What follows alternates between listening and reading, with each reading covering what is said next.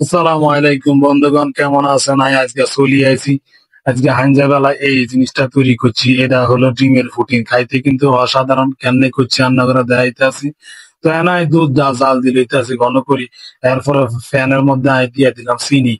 তো পরিমাণ মতো নাই চিনি দিয়া এই চিনি গাই ফ্যানের মধ্যে আর কি গলায় আলাম।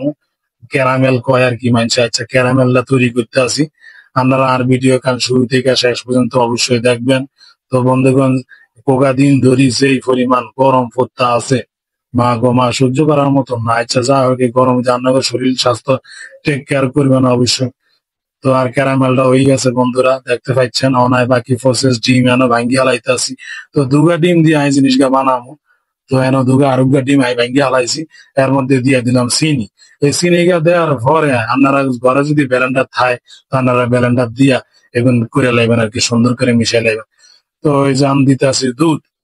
তো দেখতেছেন আমি দুধ দিচ্ছি 2 কাপ পরিমাণ মতন। দুধ দেওয়ার পর আমি গোড়ানিটা দিয়া গুড্ডা লাইতেছি। তো আমি সুন্দর করে একবারে মিশা লাইতেছি, বেশি করি ঘোড়ায় একবারে সুন্দর করে যেন মিশি যা, চিনি টিনি শুদ্ধ বেগুন যেন গলানি হয়ে যায় একসাথে। তো যা হোক, গলানি হয়ে গেছে।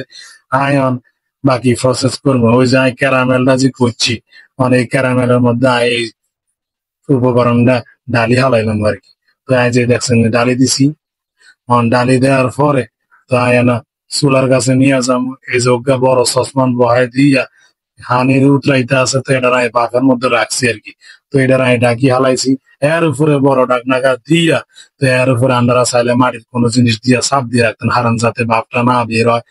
তো এরকম করলে তাড়াতাড়ি হয়ে যাবে আর কি। যাক, অনায় আধা ঘন্টা এরকম করে রাখবো। তো আর আধা ঘন্টা কিন্তু হয়ে আইলে আমি একটু চেক দেবো কি অবস্থা।